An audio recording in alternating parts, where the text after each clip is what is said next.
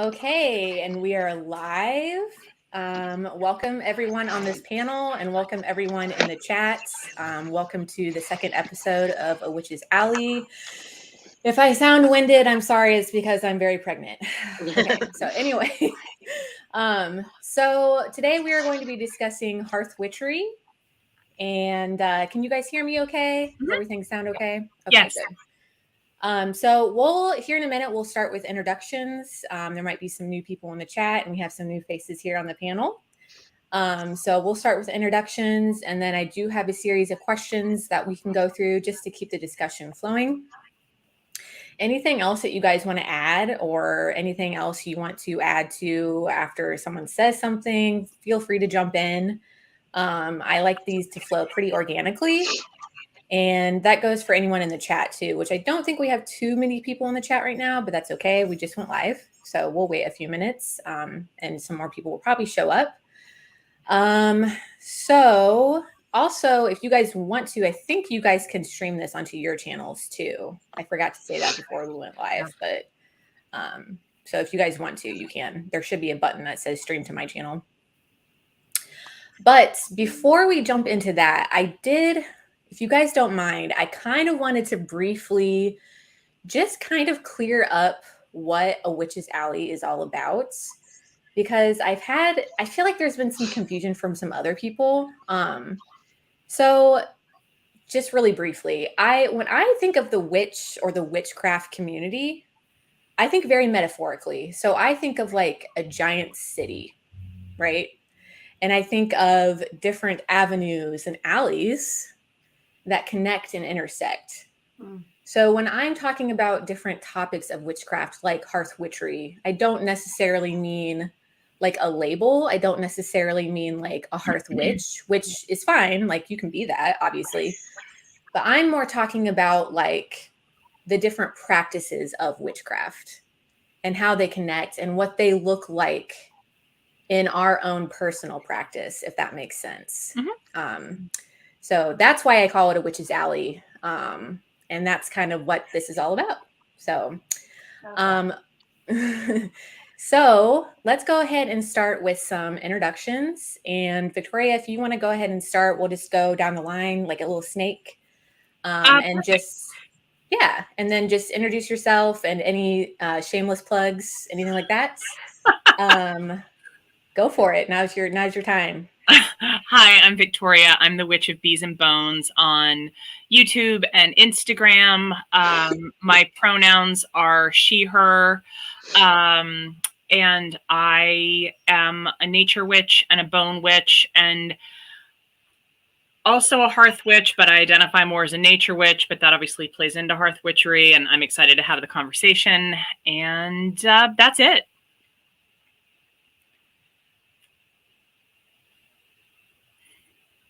And Miss Emily, you can go ahead. Oh, sorry, isn't me. That's okay. It might be backwards for you. Yeah, I don't know. I think it's backwards for me. Hello. So yeah, thank you for having me because it's my first like proper live. So I'm really excited. So I'm Emily. I'm from Emily's Witchcraft and Tarot, and it's a YouTube channel, and I'm on Instagram. I do have a TikTok, but I don't like TikTok very much, so I'm not on there very much. But essentially, my pronouns are she, her as well. I am a folk practitioner, really, what I would say as like my umbrella. But again, what you said, Abby, I love about it's not necessarily the label. And I think obviously on Instagram, the hashtags are helpful to find content. But other than that, I don't like to say I'm this and this, because I think I like to incorporate a lot of it into my practice. So a lot of elements of green witchcraft, herbalism, kitchen witchcraft, hearth witchery, you're talking about, and then connecting to the land, connecting to plant spirits, trees, ancestors. I do a lot of divination. I do a lot of astral travel and dream work, that kind of thing. So like hedge witchery as well. And I've worked with a couple of deities as well. The Morrigan mostly the longest time, and now Lilith for about a year and a half. It's been very present. So that's kind of my, in a nutshell, I'd say. Yeah. Hi everyone, I'm Bonnie. My channel is The Bonniness, and I am an eclectic pagan witch. I don't really go with labels because I'm a little bit of everything.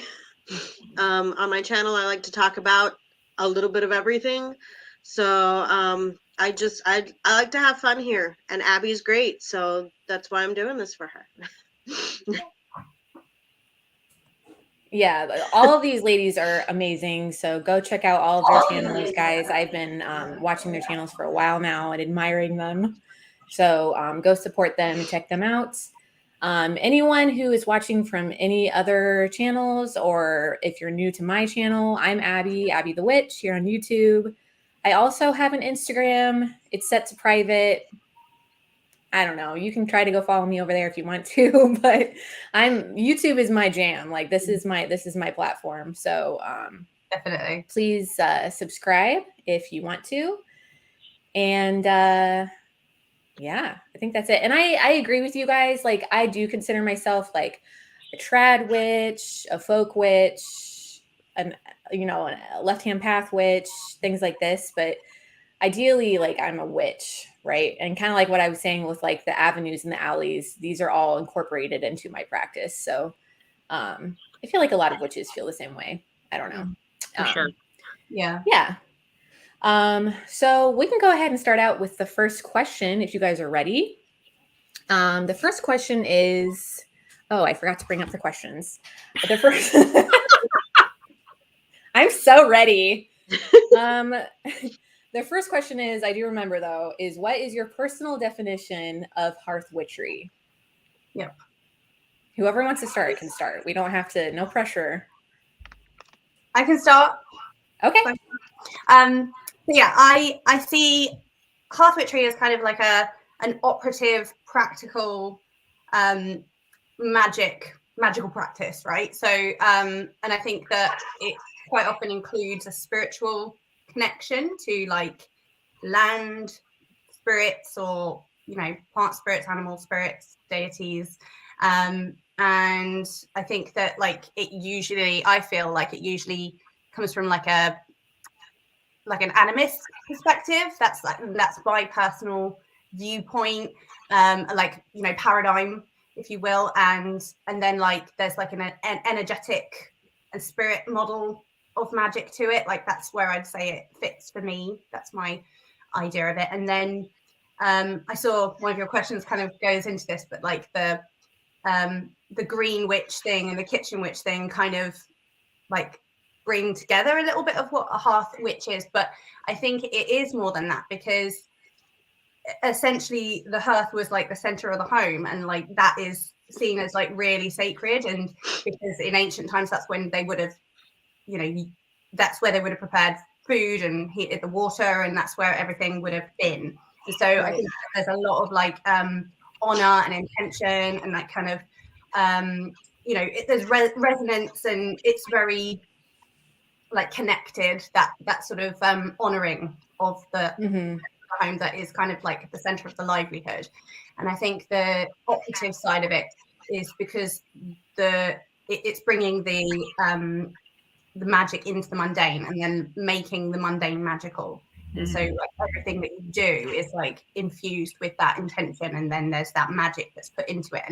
And then by doing that, you're protecting yourself, your home, those who reside within it, and bringing in blessings, healing, for health, etc. Those that's kind of my overall broad view of it, I'd say. I think anything really, but yeah. Excellent.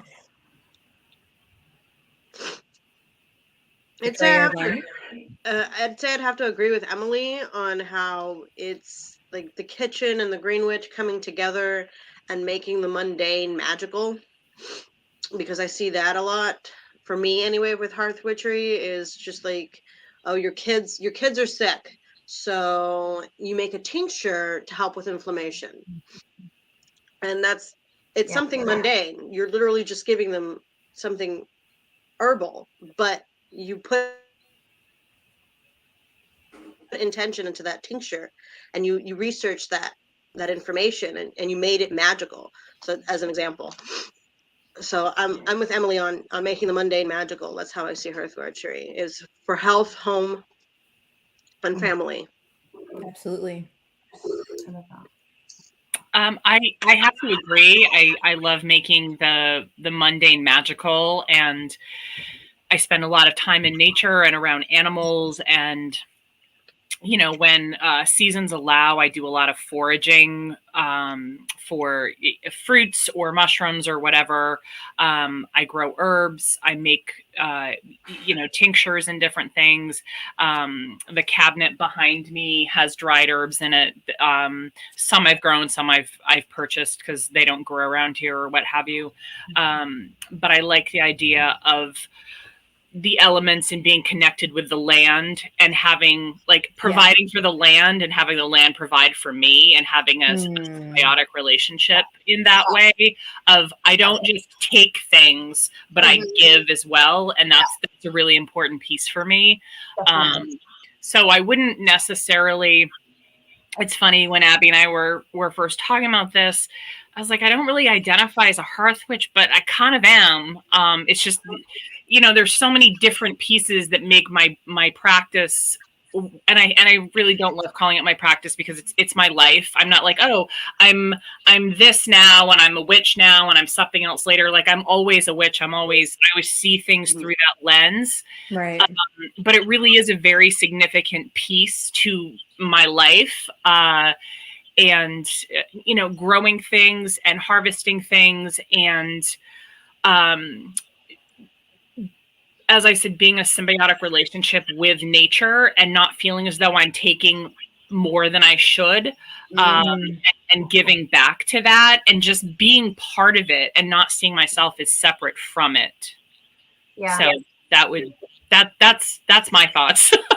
Definitely. Absolutely. Yeah.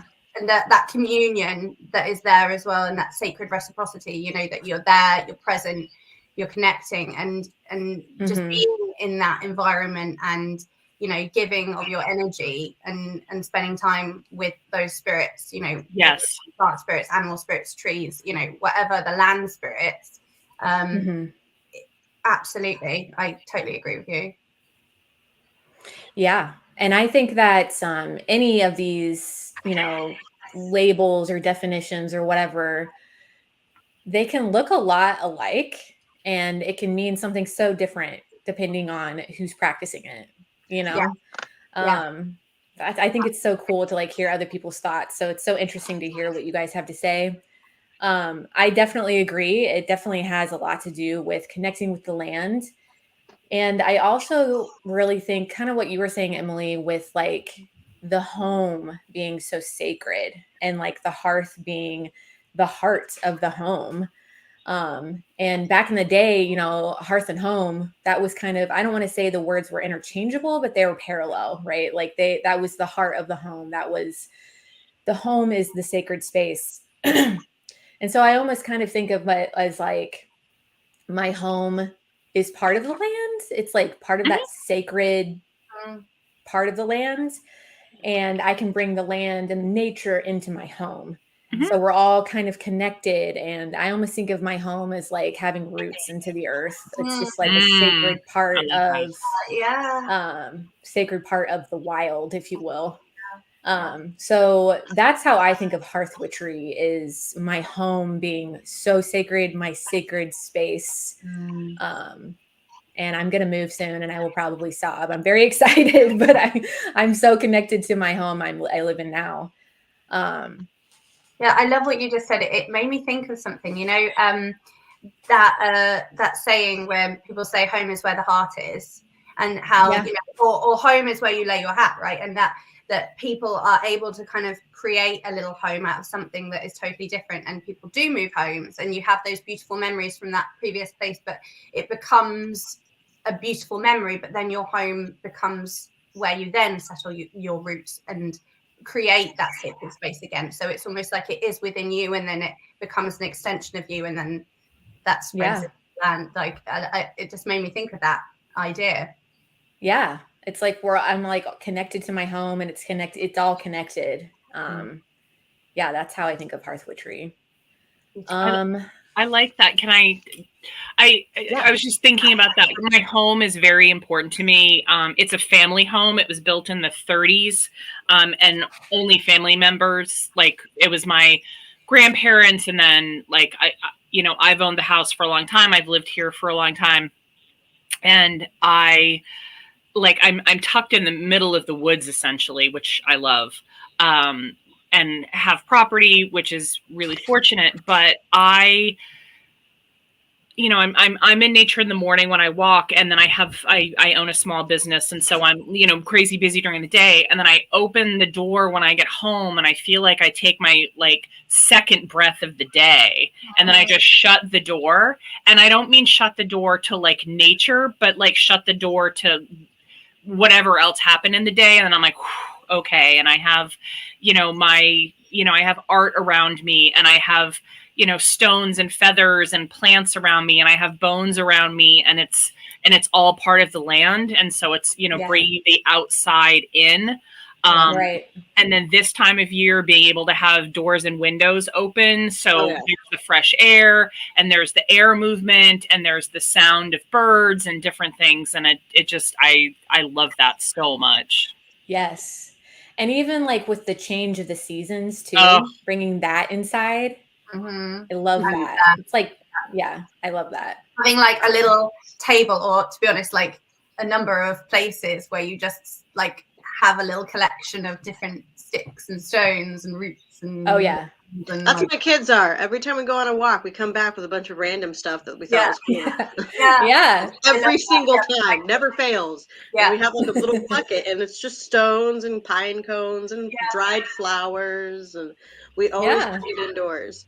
Yeah, they love that. Yeah, and the children, they do seem to have this natural affinity with the nature spirits and being in nature. They just absolutely love it. And so we have quite a few different woodlands around us, and actually lived right next to it a few years ago, and we moved a little bit further away. But they are amazing woodland spaces that I like to go to a lot. I take the dog there. The kids don't often want to go, but once they're there, they're frolicking and leaping and they're just in their element, and it's lovely. They just I think that they're conditioned to want to play video games and watch TV, but we get outside, or get them to the beach. Even we're in Devon, so there's lots of seaside as well, so just being outside, they're in their element. Right. Yeah, no, I feel as human beings, it's we're so complex, but we're still animals. Mm-hmm. We're both, mm-hmm. So sometimes we get hung up on the material world of sometimes I do just want to sit on my butt and watch 90 Day Fiance on my couch, y'all. I really, but it's good for me to just go outside and touch a fucking tree, and just be oh. It just feels there's that side of us too. It is what you said, Victoria, when you get out and you just can breathe, and it's that, obviously you don't need to be outside to ground or anything like that, but it feels just so potent when you can take your shoes off and just put your bare feet on the ground. It's so beautiful. Like you say, Abby, putting your hand on a tree, it's it was exquisite. Yes, it's beautiful. Yeah, and you just I love it. It always improves whatever it is that's going on with me, and I feel like a person for it. And there's something to be said about bringing that little bit of medicine inside. Mm-hmm. Yes. And surrounding yourself with it. And right to my left right now, I have some hanging dried hydrangeas, and I'm just ooh, makes me feel so good. Yeah, hanging up in the kitchen, and it's perfect. Yeah. To have that little collection of nature things all around you. I love it. Right. Mm-hmm. Let's see. It makes me think of how detrimental it can be to a person if the home that they're living in, or the house that they're living in, or whatever they're living in, is not a home to them. Mm. And they don't feel that because like for example, before I moved here, I was living in an apartment for 10 years where the rent went from $700 to $1,250. Twinkies. And we had lived there so long, like my son had pretty much grown up in there, but it didn't feel like home. We wanted out the entire time we were there. Hmm. And then at one point we were homeless, and we ended up it's funny because it's not just the home, it's also the family that you create. Hmm. Because I was sleeping on couches at one point, but I had family. They were friends. My family would take care of me. And when it was just me, my ex-husband, and my kids, we had each other. And then that's what became very sacred. I was like, when I moved here, I did it by myself. It was my first venture in adulthood that didn't involve Justin or the kids. And I cried. I was lost because I didn't have that home. I didn't have my kids. I didn't have even with my ex-husband, we're like best friends. I didn't have them. And it felt broken almost. Am I making sense? Yes. Mm-hmm. Absolutely. Yeah. Yeah, definitely. So Totally. even the hearth doesn't necessarily have to be the structure. It can also Right. be the people that you've made a life with. The things that ground you to that place. Yes. Absolutely. And then the memories that you create, and what you said as well made me think about if people aren't in a safe environment, they don't have that. If their home is compromised by whatever, it is definitely going to be really detrimental to somebody. Yeah, absolutely. I it's interesting that you say that, Bonnie. Because I think one reason, it's a good point, though. I think one reason that I am so connected to this particular home is because this is where, like, I went through so many things, good and bad. You know, my husband and I have gone through so much in this home. I came out as an active witch in this current home. We've been here for a while now. And I found a cauldron hidden in my garage, like this old cast iron pot. Nice. And like so many things have happened. And I feel like my home has just taken care of me, you know? And I don't know. That's a good point. It's definitely not just the structure and, cleansing it with sage or whatever. It's like, it's the people you surround yourself with, and it's the events, the memories, like that we've talked about, that make the home so sacred, Yeah. That just hit me really hard. The house I live in, this house right here, was my grandparents' house, and my parents had a house up the road from here, and I had a pretty tumultuous childhood with a mom who did the best she could, but had some severe mental illness issues, and that was a whole situation. And my dad was incredible, but he worked a lot. And so when things would get rough with my mom, I would come here to be with my grandparents so this was really the first and one of the only places that I ever felt safe. And as a kid, to not feel safe, but to have, a place to go. And now this place is mine, and it still feels safe to me. And so I was just thinking about the safety of that, and family versus chosen family, and, how I've made this my house. You could walk in here, and it's funny, like, I'm so selective about who's in my home. Right. Because it's so sacred to me. And I think people sometimes think I'm a little weird about it, but I don't casually invite people to my home. It doesn't. Right. Yeah. But if you were to walk into my house, you can look in any corner at anything and learn something specifically about me. There's nothing generic here. There's nothing that doesn't align with me. I've curated all of this over time. And it all speaks to exactly who I am. And that being a nature witch and that being a bone witch. And it's funny, this behind me, it's closed off now, but it used to be a fireplace. So there's a hearth down there. And that's where one of my main altars is. And it's been closed up for years and all of this before I owned the house.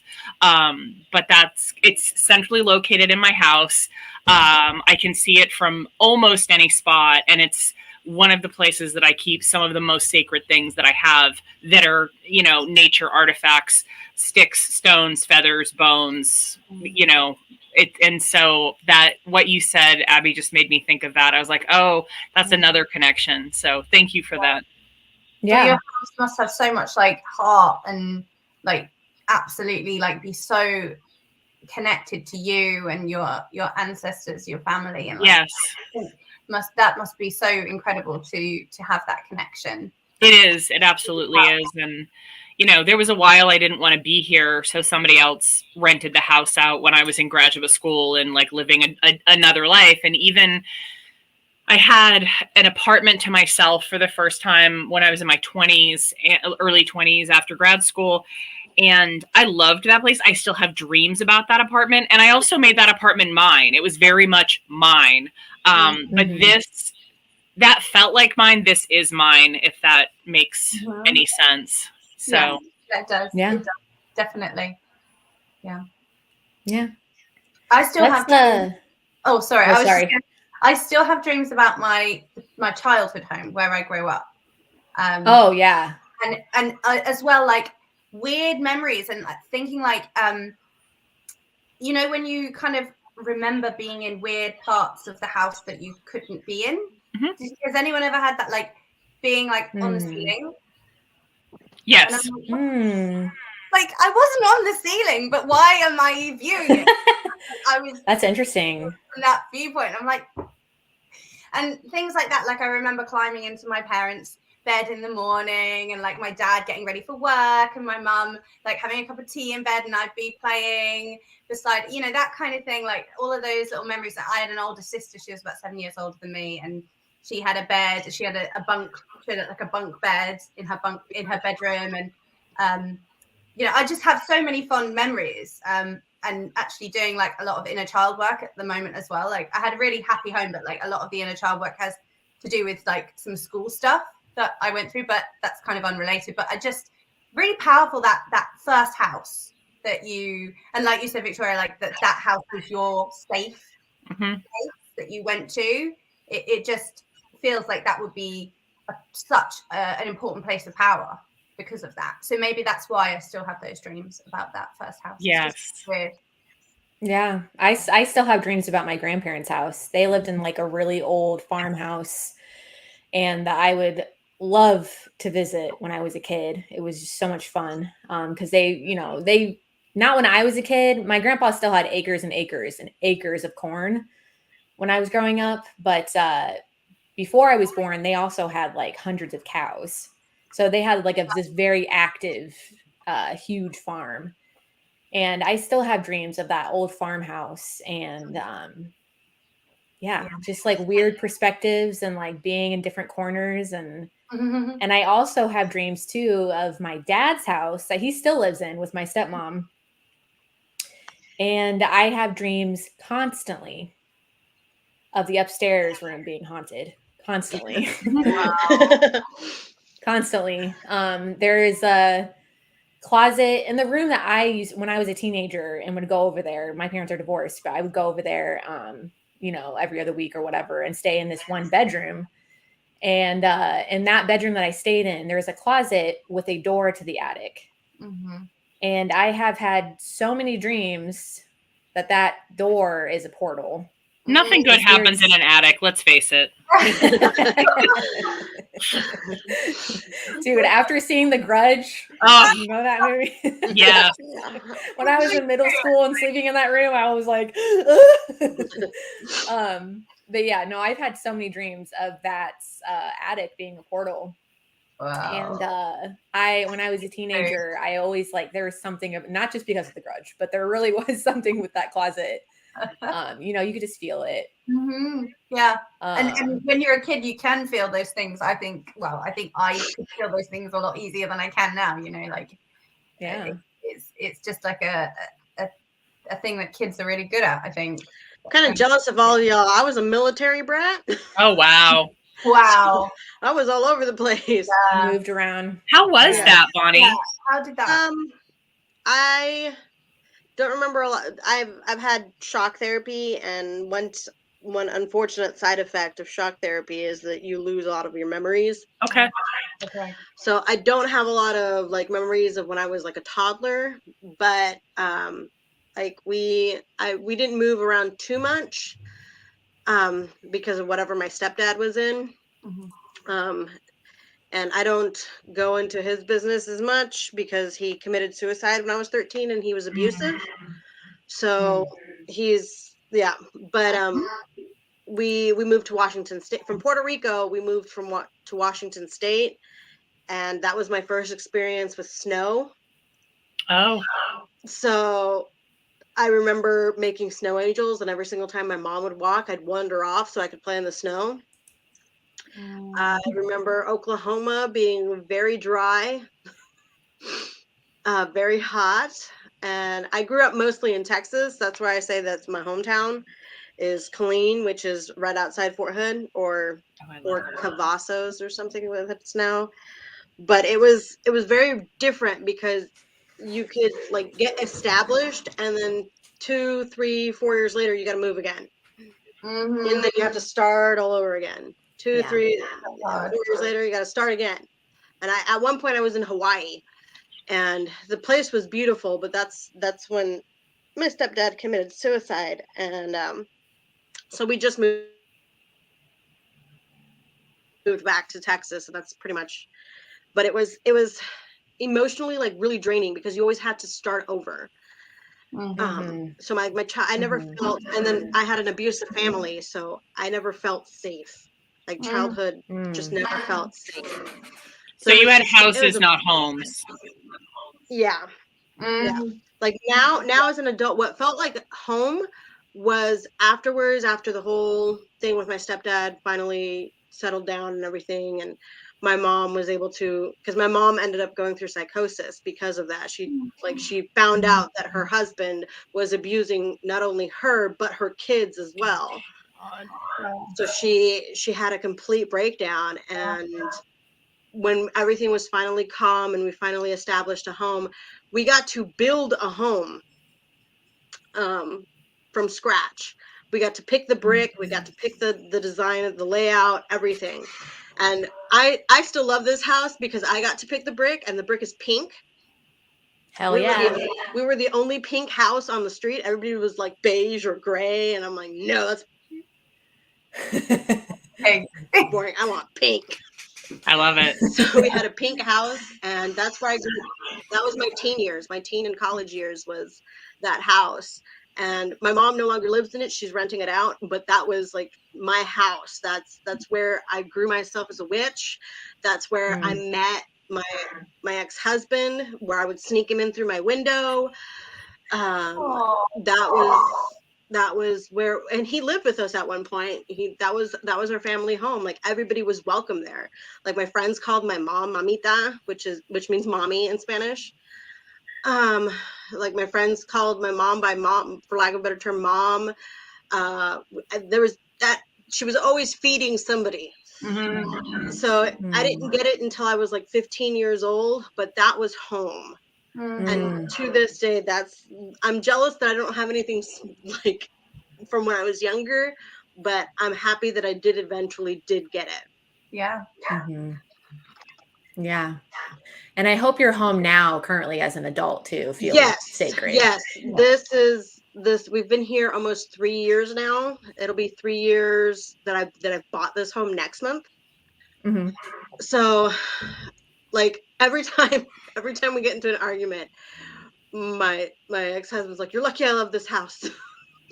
Because like for Justin, it's been a struggle because he's worked really hard, and now he suffers from chronic pain. And every time he'd do something, it would always like fall apart. and it was very frustrating for him because he worked really hard. He's autistic, and we didn't find out until a few years ago. So the cues where things were changing weren't solidified in his mind until it was too late. And so when I bought this with his money, pretty much. So he's like, we got tchotchkes all over the house. Like, the house is the weirdest freaking house. When we bought this house, it looks like they had several different designers and spread them through the house and told them to just have fun, because we have houses that are green, or rooms that are green. My room, as you see the wallpaper here, that you can see with all my decorations, is flowers. And they're not even nice flowers. They're blue and brown flowers. And I like it. My kid hates it. She's like, can we take that? I'm like, no. It's like, no, your father. There's the kitchen has wallpaper that is of like birds' nests. The computer room has wallpaper that's of farms. And like, somebody went wild at this house, and we love it because it gives it personality. We named it Jim. The Void named Jim is the name of the house. The kids named the house. The kids named the house. The Void named Jim. So I just call it Jim. I'm like, leave Jim alone. Be nice to Jim. Be nice to Jim. Jim will swallow. I love that. I love that you named him. That is so perfect. Yeah, and that's when I knew it was mine, when we named the house. Yeah. Oh yeah. I had sat down in front of the hearth, mind you, in front of the hearth, because we do have a working fireplace. We sat down and we're like, let's hold hands and let's think of names. And all the kids at the same time were like, Jim. And I'm like, okay. And like, but it's the Void. We get swallowed up in here all the time. And I'm like, okay, the Void named Jim then. So it was that's how I knew that the house was mine. Oh, well, you so deserve that. I'm so happy that you have that home and you have that sacred space now. That you so deserve that, Bonnie, for sure. Yeah, For sure. Yeah, absolutely. Okay, so before we go to the next question, I did want to turn to the chat a little bit. I'm sure you guys have been at least eyeing, little comments that have popped up and stuff. I think someone did have a question. I think it was Ivy's Grove. She says, so what's your favorite floral, tree, and spice you always go to for your workings? It's okay if you don't want to go too deep into why. I mean, I identify as a green witch among many of my labels. So I work with all kinds of herbal magic is huge for me. I mean, that's a part of my Hearth Witchery. So, like I said, I have hydrangeas hanging here. I have carnations. I have basil hanging and drying. I have mint. I have green beans. I also love to forage like in the forest for different like wildflowers. And I love to get to know, I think Ivy's Grove said this earlier too, when you move and you have to like reacquaint yourself with the land. Like I love to be familiar with the land I live in, this specific area, and like what the animals, the energy, the plants. Like I love the mock strawberry that grows here, and the like gill over the hill, like all the weeds. I love them. So I I like to work with a lot of native plants, and plants that I grow myself too. So anybody else want to add anything? Mine's lemongrass. Oh, cool. Lemongrass. It's good for bugs, and it's good for tummy aches, and it's just good. So we started gardening because we lived in an apartment complex for 10 years. We didn't garden, and we started gardening. So now we have lemongrass, zucchini, pumpkin. We bought native seed bombs because our grass is dying. So we're trying to get a grant from the state to plant, to make our yard a native plant for pollinators. A pollinator garden. There we go.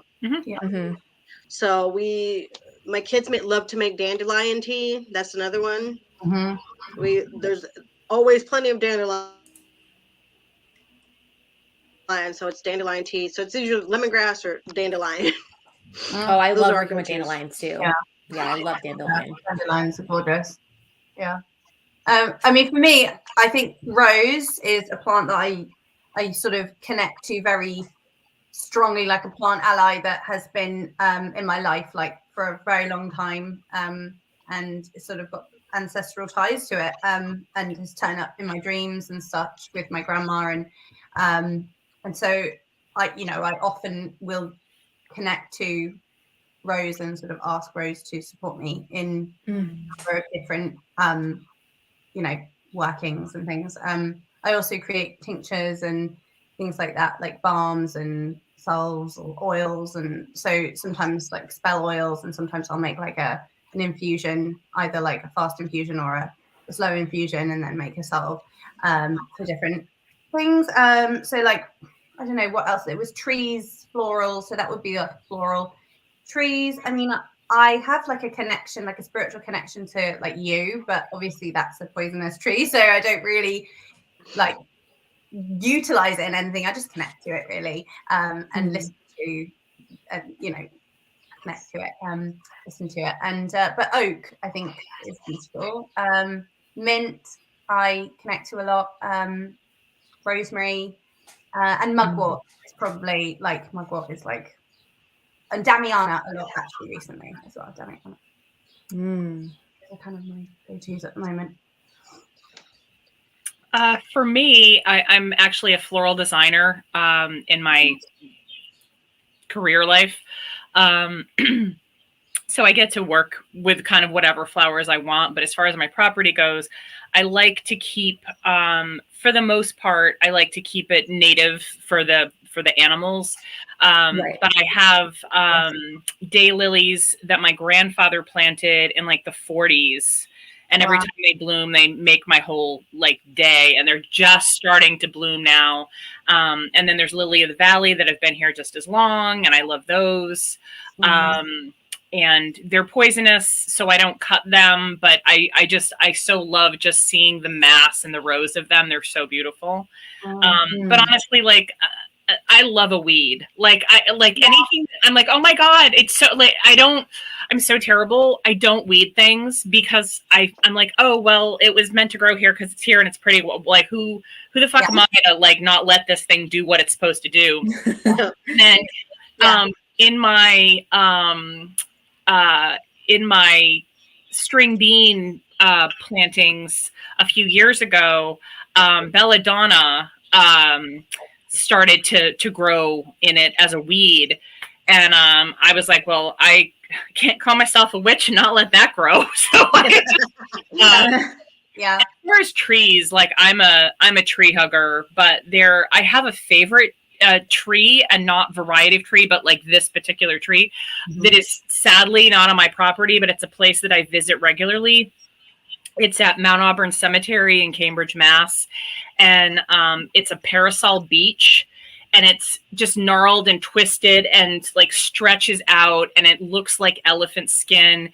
And every time I go there, and it's right next to a pond, and people, because it's parasol and like the leaves cover everything, most people don't even notice it. They walk right by, and I just make a beeline, and then I get in underneath the leaves, and I get inside, and I touch the bark, and it's this exquisite tree, and we have this really cool relationship, and I just get really quiet and present with it, and it's so beautiful. And growing up in New England, I'm always like, oh, well, my favorite tree are maples. Like, they're, they make maple syrup. They're fantastic. They change colors, and I do love them. But when I saw this tree, I was like, oh, this tree. That is the tree. Yeah. And I grow, I grow some poisonous plants. My poison garden took a hit last winter. Still seeing what's coming back in that. But I grow mint and rosemary and basil and cilantro and thyme, witch hazel, wormwood, bloodroot, different things. And then as far as spices go, I'm obsessed with cinnamon, and I don't grow it because I don't live I in was the going to say cinnamon. I love Oh cinnamon. my God, I'll put cinnamon on anything. I love it Right. so much. I do too. Yeah, I've pretty much worked out the amount of cinnamon I can add to an oil without it irritating my skin because I need it in there. Yes. I just put that too much, it will be like, it's Yeah, about- clove Yeah. oil is the same. Clove is, I Fiery. love it so much, but it's so rugged that you just can't like Yeah. toss it in there. Yeah, no, Cinnamon exactly. is great for I haven't done it in the past couple of months, but for a while I was the first of every month going outside of my front door and blowing cinnamon into my front door. I heard And that. prosperity. Ooh, y'all should try it. I love it. I love cinnamon. What did you say, Victoria? I missed that. No, I had not heard that before, and it may have been from Abby if you did a post about it, but it was pretty recently that I saw a post about like standing outside your door and like blowing cinnamon into your house for prosperity, and I'm like, I got to get on that. Like I love cinnamon. I obviously love prosperity. I love the whole beginning of the month setting the tone. Yeah, that's I've got to do that. Yeah. And coming back to Hearth Witchery, bringing it into the home. Right? Exactly. It's yeah, I love doing it, and I make my husband do it with me. So I really enjoy that. I think, yeah. What you said, Victoria, about the belladonna was really interesting because when we moved in, so I used to live. We moved a couple of years ago. I used to live in a place that backed onto a massive field. It was out in the sticks. We had like a beautiful wood burner, but the property was full of issues and it hadn't been made very well.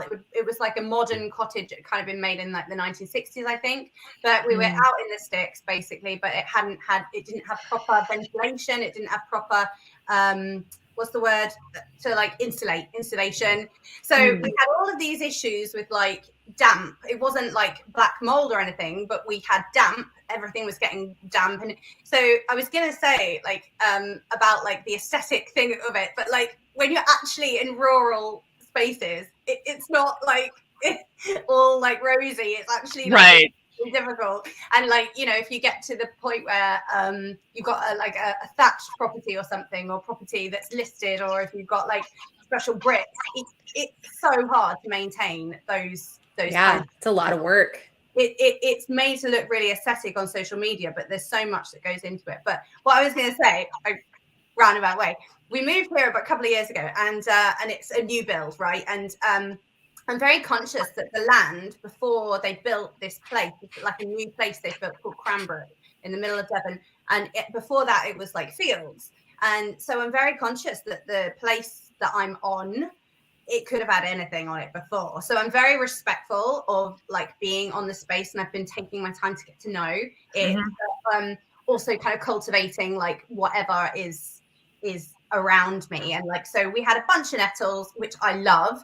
And I have my favorite tincture actually to take is the nettle tincture. So you know, I harvest those and make a nettle tincture, and it's just so supportive for my health and my anxiety and stuff. But like, they're out there, I love them. But when we first moved in, there was this patch of black nightshade, and obviously that's not the same toxicity levels as belladonna, but I was like, oh my gosh, I want this here, but like I have animals and I have two small children. I was like, we can't eat this. So I said, I spent some time connecting to it without like, you know, touching it. I was just connecting to it in spirit, and got some quite strong messages from it. It was very interesting, the messages that was kind of like, and the vibe of it. But I sort of said to my husband, right, okay, I think we do need to remove it, because I don't want to have to take my son into hospital because he's eaten one of them, you know. And I know it's not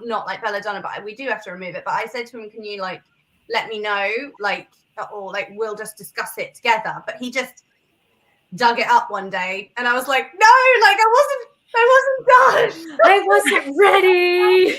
Not yet. You gotta warn a woman. Don't do that.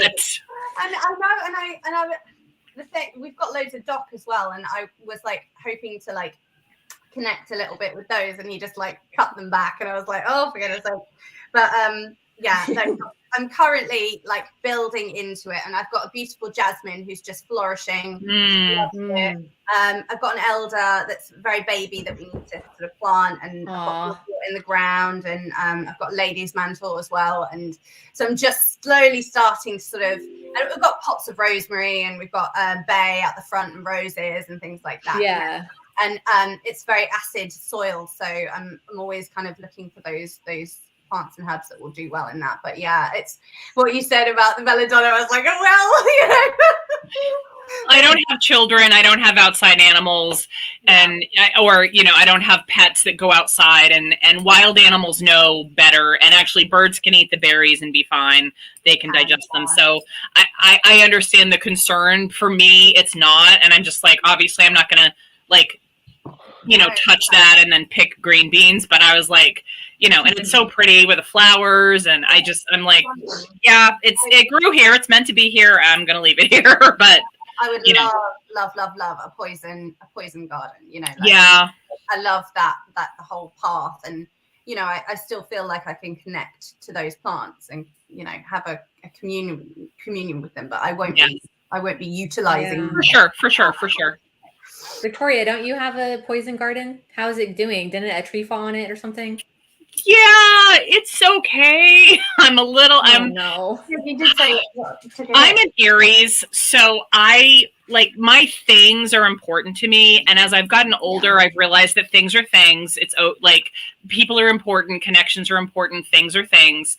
But I've cultivated this garden for the last 20 plus years, and so I can replace the plants, but some of them were super well established. And again, we've had a weird season. It's the end of June. I had my heat on 2 weeks ago because it was so cold here. So with removing the tree and the temperature, I'm still hopeful that stuff will start coming up. The monkshood did okay.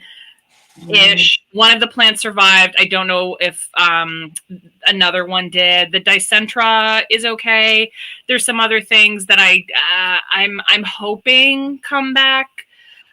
So I'm trying to do this dance between being hopeful but not checking every day and stressing myself out about it because it's going to be what it's going to be. Yeah. But yeah, I'm kind of bummed about it. But again, I don't have pets that go outside. I don't have children. I live in the middle of nowhere. Nobody's going to happen upon, this garden and be like, oh, this looks good. Let's, pick this or let's eat this and let's stick this in a salad.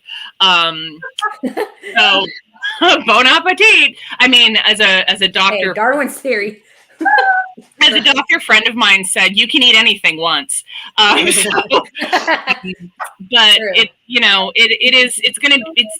I can replace things as time goes by. And, I'm just glad that there wasn't any property damage or nobody got hurt. And the animals got hurt when the tree fell in the winter. So I'm just trying to bright side this. But yeah, I miss it flourishing the way it always has, but it's nature, it is what it is. So it is what it is. Yeah. And that's something that I've really had to learn going more and more on my gardening journey is I just, shit happens. Some things make it and some things thrive and some things die and you don't know. Yes, that's life. And you just gotta fuck around and find out too. That's how I have learned how to garden. I'm just like, well, let's try this year. Didn't work. Okay, cool. We're gonna do something different. I'll YouTube things and Google things but usually I just very experimental in my gardening. Okay, so we're approaching very rapidly an hour already, which is crazy. Do you guys mind if I ask just maybe one other question and we can discuss that? And then yeah, definitely. Okay. So the next question is, if Hearth Witchery is included in your practice, what does it look like in your practice? So what does it specifically, similar to the last question, but what does it look like specifically in your practice? For me, I mean, it's a lot of what, I've mentioned in terms of connecting to plants and having a herbal practice where I will craft things for certain applications, as well as then like kitchen witchery, and then things like charms and such around the house for protection, and the cleaning of the house as well, because that's something I do every week, like deep clean kind of thing, every week, because I'm quite I like to live in a clean house, but like there's always toys everywhere, but clean house. I'm in this room. But like and really like I said at the start, like that intention, putting that intention into everything you do, and Victoria, what you said about like the fact that it's not a practice as such, but it's just every day. It's your rhythms around your space. And I always think it's really interesting how when you're in a different home or if you're staying somewhere different, you have a different rhythm. And I feel like a little bit scatty if I'm ever staying somewhere for like a few days and I'm living out. I do things in like completely weird orders, and I don't have like a routine. Whereas when I'm at home, it kind of, I have a natural rhythm and a natural flow, and it ebbs, and so I think that's interesting. Lots of kitchen witchery as well. I've got and things like that on my channel that I've included that in, but that kind of thing. I love all of your videos on baking and like incorporating magic into your baking and everything. I think it's so cool. I love it. Mine's mostly on how I take care of my kids. My kids aren't little anymore. They're all as big or bigger than me. Height wise, they like my oldest towers over me. She's 5'8", and I'm just a tiny little almost 5'1". Wow. But like sometimes I have nightmares. Because I was in and out of the hospital a lot, so they still have a lot of worry about me, and I feel bad. I feel bad, but like if they're having a very bad time, I make little sachets for better sleep, or witch balls to go over their bed. Yes. Or if they have a tummy ache, I'll make a specific tea.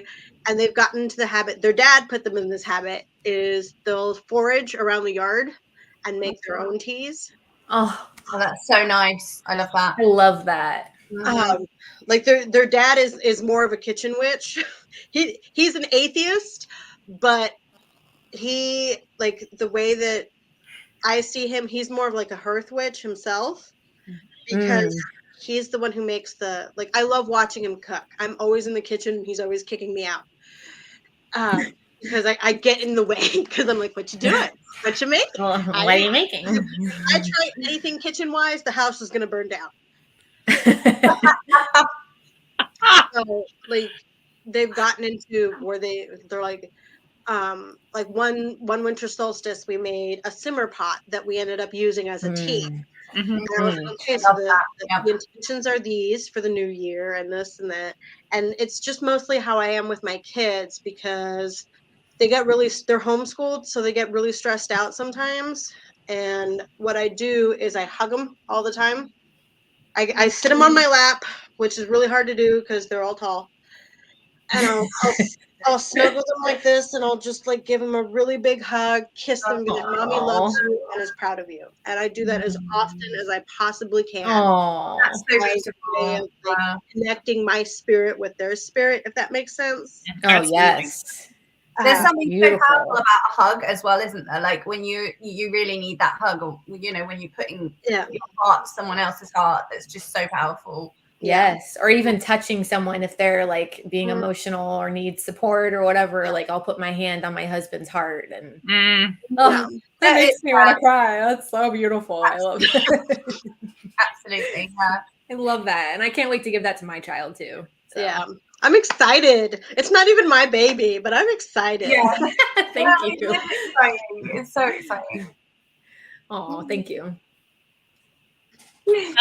For me, I grow herbs, I make tinctures, I forage, so I like eat things from the land for like to sustain and nourish me.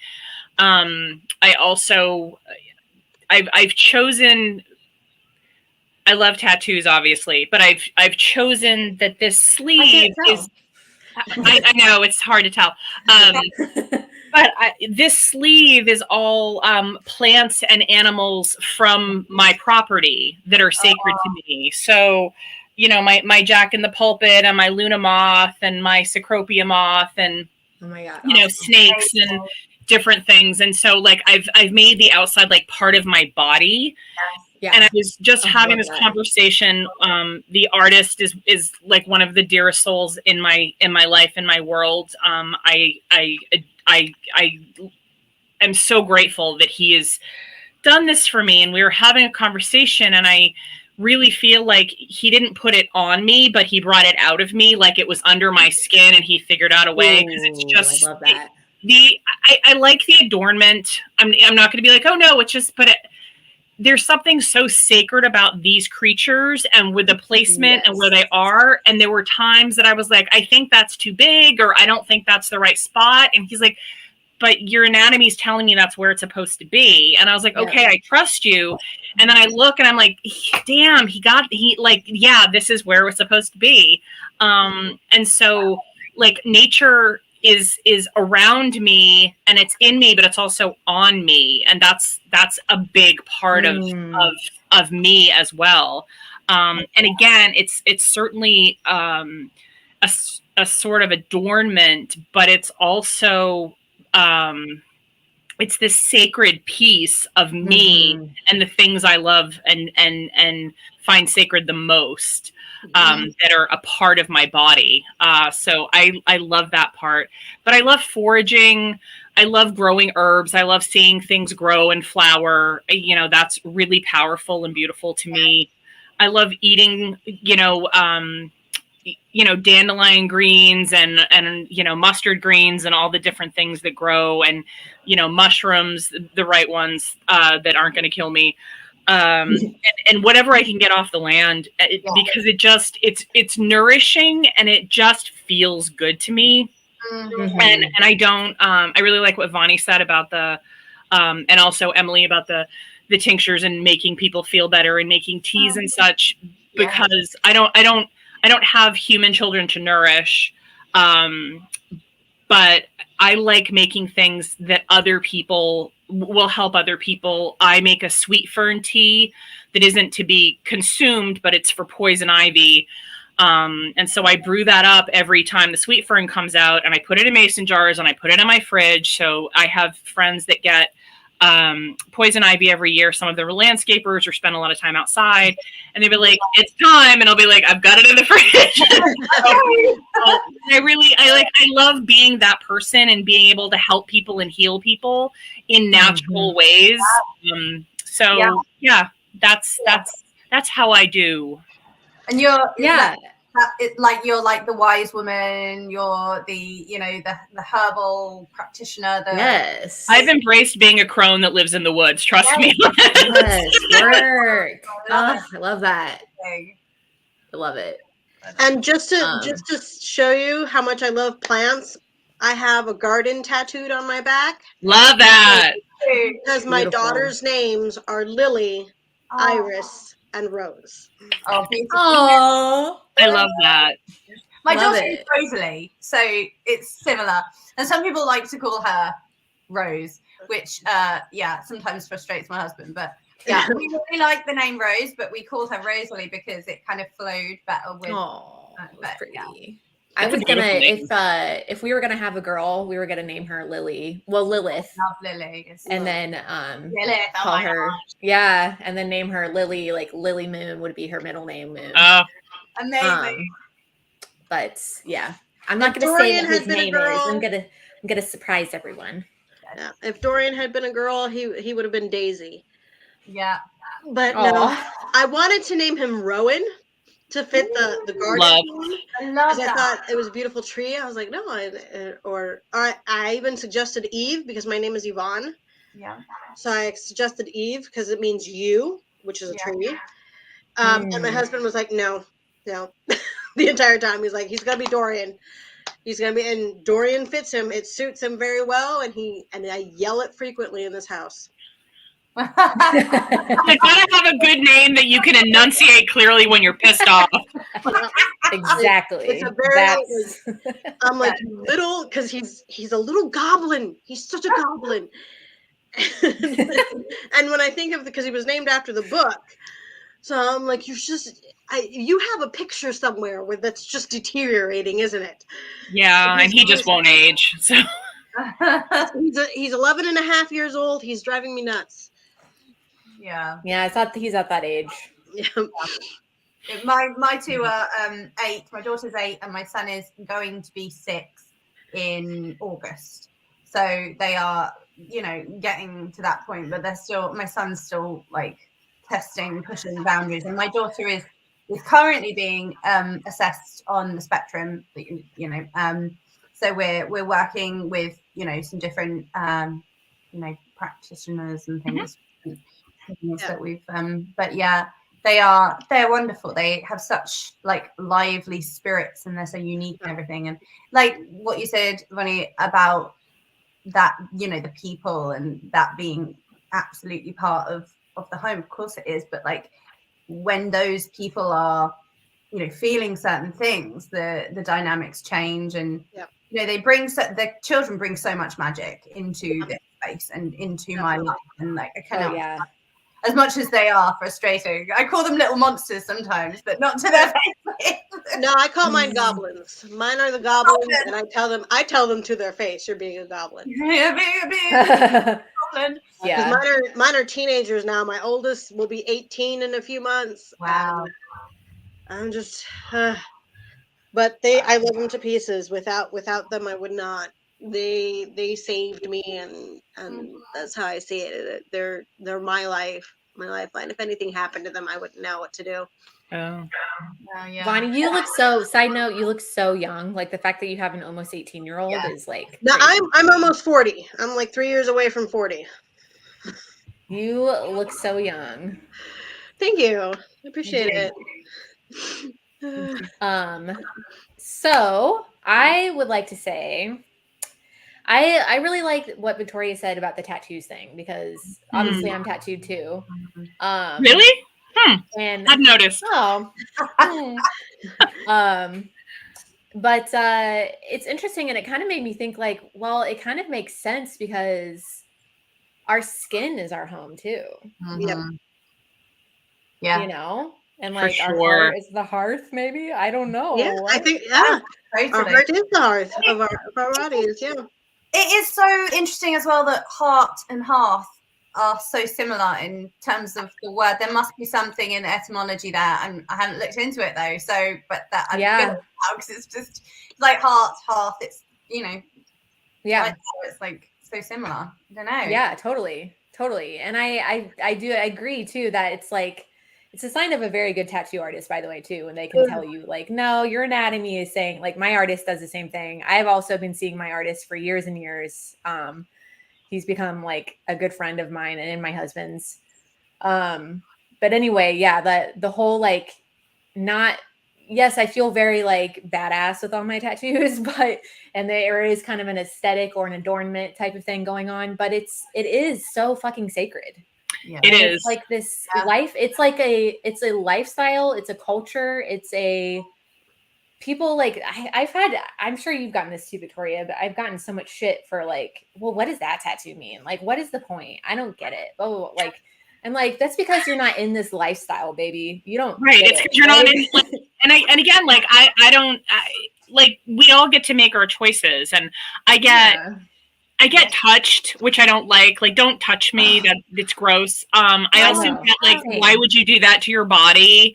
Or, oh, you have, and this is my favorite.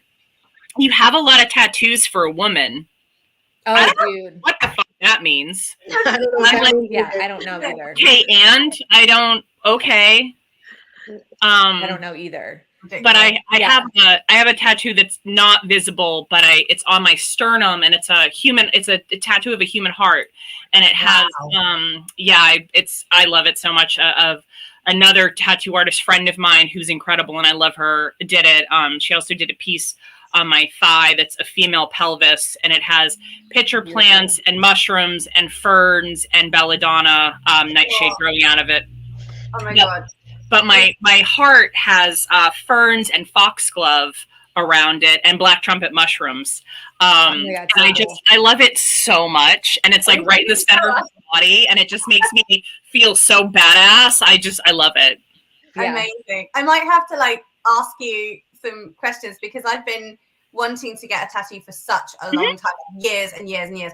And I was planning one, and then it's shifted, and I wanted to get one on this wrist. So that is the plan, but it's just saving up because I think it would be quite an expensive thing. So I think I know where I'm going to go, but they want it to be designed obviously ahead of time because it's something that's so specific. But then what you said about your chest piece with the heart, like that sounds incredible. And I said to my husband, I really got this, like, I really want to get like floral tattoo on my chest, like on my boot. I would love that too. Tim was like, no, you can't do that. And he has tattoos. He has tattoos, but they're in places that like he can still wear a shirt and go to work. With my work, I work for the Holy Witch, which was the Witch's Box, spiritual business, and I'm work from home, I'm social media, and I've always been in creative fields anyway. I worked in fashion, worked in that kind of area, so it's like I don't really need to worry about that. You can do it. You can do it. You can do it. Like, and I just like, I don't like that. I think people should be allowed to have a tattoo wherever they want. Like, I love it. So yeah, I was like, oh, I really fancy one. I want to get it.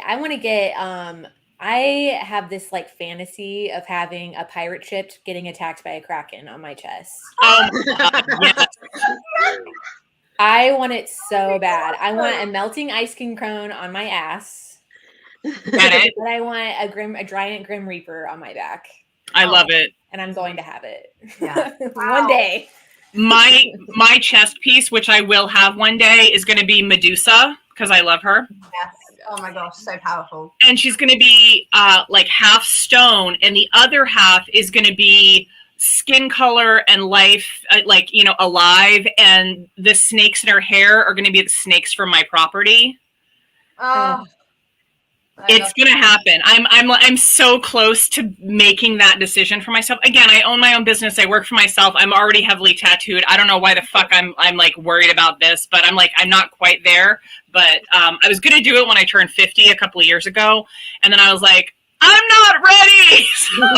It's happening. It will happen. The only thing that's holding me back is the pain. I'm a big baby. I'm a redhead. I'm sensitive. Oh God, I love it. I love getting tattooed. I can imagine the chest, though. It's quite painful, right? Because bone. I mean, probably. Like, I thought my sternum was going to kill me, and it was like I fell asleep in the middle of it. Like, I was like, "Oh, this is not bad at all." Really? Really? It was covering a scar. So I've heard the belly is the worst. Really? Yeah. The soft belly. Wow. I mean, you think about like any place. I was thinking about nettles because I actually quite like being stung by them. Yes. It's quite therapeutic. So, and I think it's quite good for you, really. But I'm sure that it's more painful than that. Because that's not really painful, is it? That's like itchy. It's pretty. I mean, it depends on the person. Like I said, like I'm a redhead, so, and there's science behind that. I'm really sensitive. Like I utilize numbing cream a lot when I get tattooed. My mum is a redhead, and she's the same. She's she bleeds a lot when she had. Yes. I think was it me or was it no? I think it was my sister. She almost hemorrhaged. She almost Oh my God. Like that was not good. But yeah, she's definitely. It's very true. I don't know why, but yeah. I mean, and it's not that bad. It's worth it. It's worth it. Yeah. Because it's a beautiful work of art that you'll have on your body for the rest of your life. That means, or doesn't mean it. It's whatever you want it to mean. But yeah, I mean, to me, it's definitely worth it. I just like suck it up and do it. But I also remind myself because I actually enjoy getting tattooed. I like how it feels because I'm me. think what you will. But I mean, there are certainly tattoos that have been uncomfortable, but I'm like, you wanted this. This is part of your body, and Right. you've chosen this. And I don't mean to equate it to childbirth, but like, from what I understand, and having had my own reproductive health issues, like that shit hurts, but like you do it because you're getting something out of it. And like you understand the pain involved and what that's the kind of the price you pay for certain things. Yeah, and so to me, definitely. the pain is the price I pay to have the things come out of my skin that I want. I Yeah, definitely feel that, and the like the tattoo that I'm planning is like for Lilith, with Lilith. So I would see the I pain, want Lily like, too, that or Lilith. all kind of, well, you know, like an honoring and a Absolutely to her for that. Yeah. So yeah, I totally see that, and yeah, childbirth. The arm's not bad at all. You're fine. Really? Oh, Really? okay. Yeah, I've got Yeah, that won't be bad. Your forearms aren't bad. Yeah. I definitely want Lilith. I want Lilith back here. Ooh. And I want that classic photo of her naked with the snake wrapping around her. Collier one. Yeah, I want that one. The artist? Yeah, I know which one. Yes, I want that one so bad. I think it would be so beautiful. And of course, I want the devil tattooed on me somewhere. And like, I have this huge list. I'm just which image of the devil, Abby?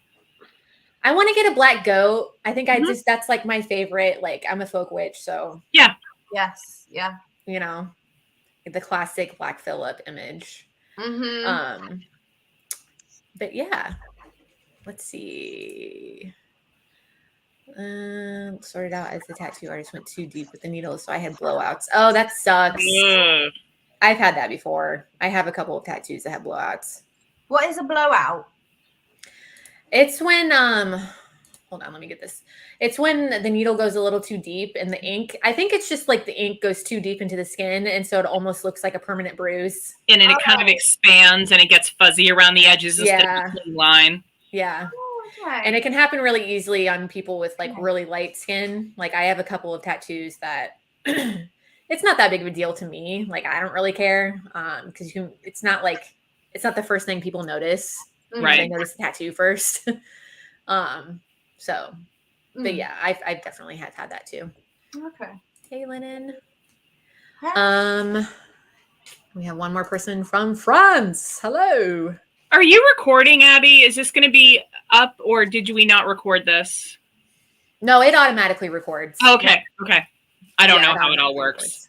Yeah. It automatically records, and that will be posted to my channel. Cool. So before we sign off, I will just say for my Hearth Witchery and what it looks like, I will definitely say that kind of like what I've already been saying is like my home is just so sacred to me. I do love, like any other witch, I love going out into the woods. I love a good meadow. Like I love a good meadow. Okay. I love spending time in nature, but there's something about working in my home. I just like my home, like working inside, and just like when I see like my higher self, I don't even know really what that means, and I don't know like another word for it, but I see like in a parallel universe. Okay, I am this old hag hermit living in a fucking shack in a liminal space in the edge of the woods. Yes. Who just like works over her hearth and works over her cauldron over an open fire and pulls herbs and bones that are hanging from the ceiling and puts it into her cauldron and has sex with the devil at night. Like that's who that's very well written to me. Yeah, like, that's brilliant. Yeah. And that's what I would like to think it looks like, but it's definitely not like this organized, like my magic, my Hearth Witchery in particular is messy. Yeah. I work very low magic. It's very like I said, just plants hanging everywhere, and just like there's brooms hanging outside of my front and back door, and there's I have crap everywhere. Cobwebs everywhere downstairs, and sometimes last year it got because the spiders all come in at one point, and then it's just like they're everywhere, and they do multiply quickly, but I love them. I love them so much.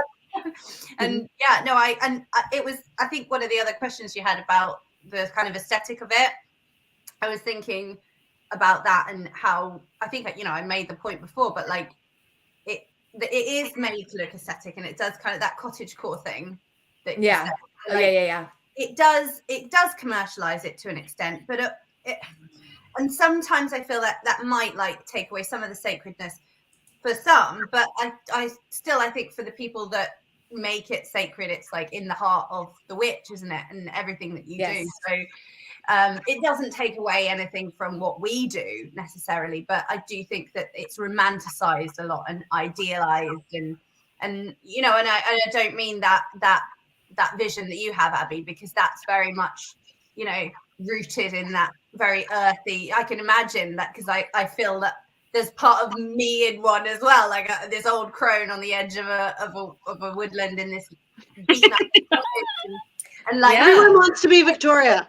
It's chaotic and it's pretty badass. I really like it. It's just yeah. I think with it's just there's a lot of YouTube channels, there's a lot of totally Instagram where it's like homesteading, I guess, and that like living on a farm, but like everything is done from scratch, but everything's also incredibly beautiful, and they're always wearing these incredible prairie dresses. Oh yeah, prairies and it's beautiful, but it's not really what it looks like for me. No. it's a lot of work, and this keeps coming up in my mind too. It's like, yes, it's also, it seems so like romantic and like just like easygoing, and it's like, but no, you got to put like any kind of like witchcraft or practice or anything, you have to put so much fucking work in. Yeah. You know, it just, what you said just struck me. I don't know if any of you have seen the show Penny Dreadful. Oh, I haven't. Highly recommend. It's exquisite pain and beauty. So the main character, is played by Ava Green, and her name is Vanessa Ives, and she never calls herself a witch, but she's gifted. She's also possessed. The whole thing is exquisite, and then a lot of the other characters are there are vampires, there's a werewolf, but it sounds hokey, but it's like pieces of history come in and these characters come in, and it's exquisite. There's 3 seasons. Highly recommend. But let's watch that. One of the characters is a cut wife who's a witch, lives in the middle of the woods in a stone cottage. And it's interesting because in a lot of literature and a lot of movies, the witch lives in the woods because she's been exiled. Yeah. I'm like, no, I choose to live. I don't want to live with you people. Right. Right. Oh no, exile me. Oh. There's this really, you know, it's always been like, oh, you can't be part of society. It's like, I don't really want to be. That's, you know, I'm good.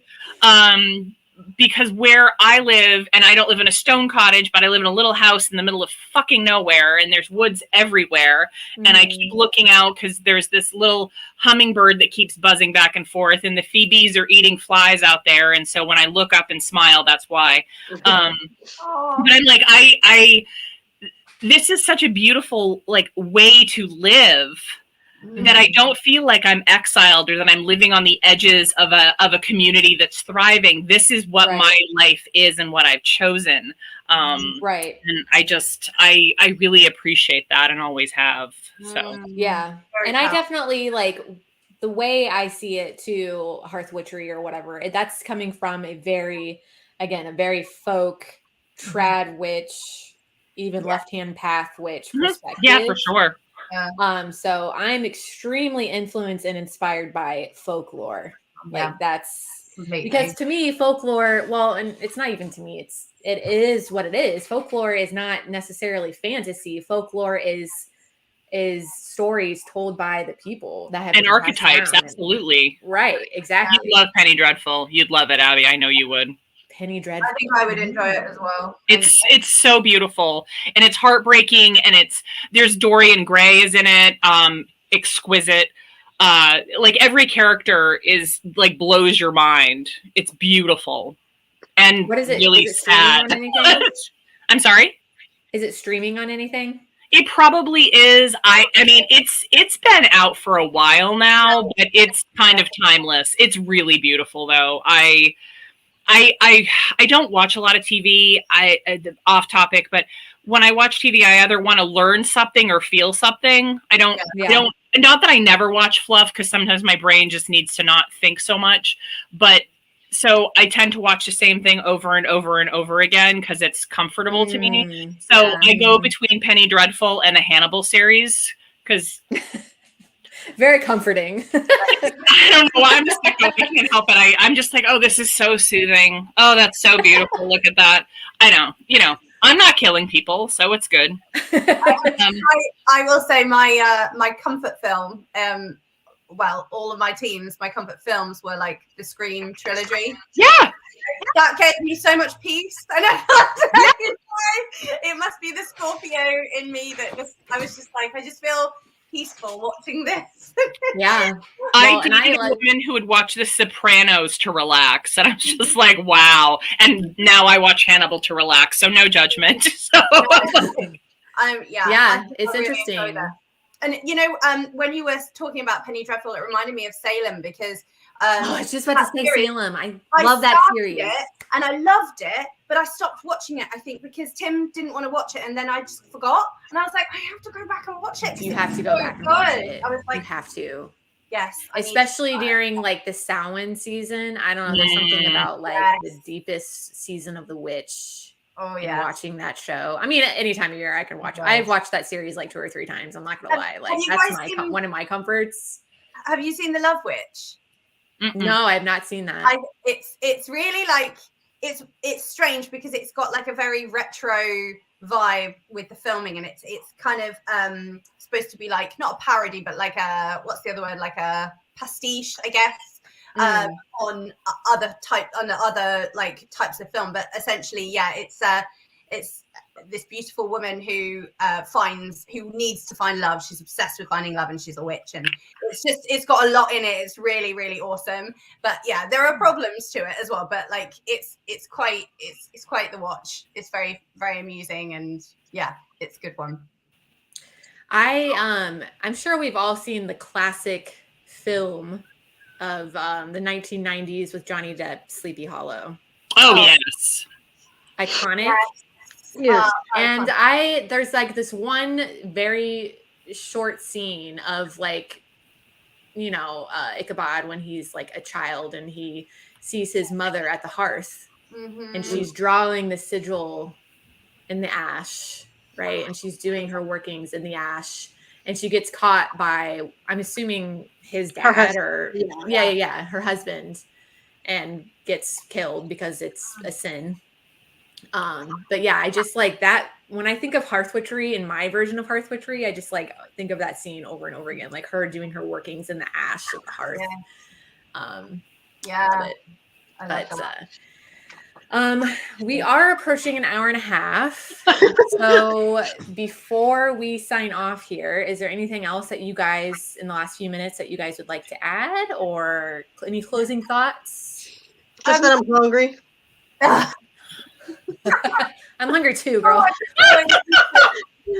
bet you're hungry. I was eating so much when I was pregnant. I just couldn't. It was like, I don't know, 10 meals a day. I'd like have half an hour between each meal. Yeah, but then you feel full like really quick because your stomach is squished. Yeah. I was going to say about the question that you'd written about, does it overlap or does it intersect with folk witchcraft? And I definitely think it does. I was going to say, yes, absolutely for me. But then again, being a question of semantics and definitions and how people define things.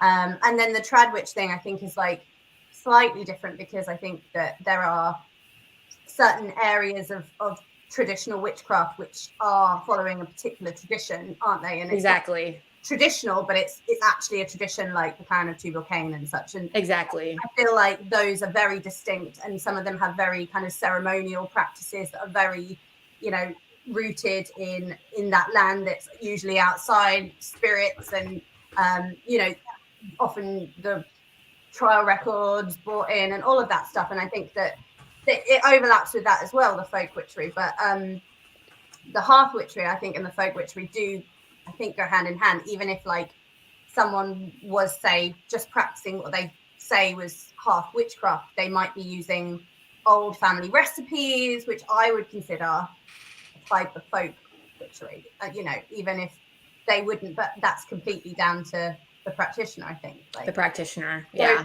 And I call myself a trad witch, but I don't follow a specific tradition. Yeah, I follow like again, it intersects with my folk witchery too, like my folk magic. You know, it's like the witches of old or whatever. So yeah, the old ways. yeah. I feel like my practice definitely aligns with a trad witch intersection as well. Yeah, I think it is down to the practitioner ultimately, but I thought that was a really interesting question. Okay, anything else that we would like to add? This has been awesome. I love your panel so much. I love hearing what other people have to say and getting different perspectives. And yeah, it's so fun. I think it's so cool to like get to know each other and just like hear other perspectives. And I eat it up. I love it. I love hearing about your practices as well. And yeah, Victoria and Bonnie obviously not like properly met you until now, so it's really, really nice to hear about your stories and your homes and that sacred bond you have with that place, that space, and the people. And it's beautiful. I love it. Yeah. Thank you. It was awesome. I don't know when my next one will be because, like I said, I'm signing off for a while, but because you're having a baby. Yeah. No, it's not a big deal. Not a big deal. Life is happening. Yeah. But I'll get it back up and running, hopefully eventually. So when it's time. Thank you. Yeah, when I feel ready. So thank you so much, guys. You guys can stay on here for a second if you want to, or you can sign off. But everyone in the chat, thank you so much for joining. Thanks, guys. And we'll see you again soon. Bye, guys.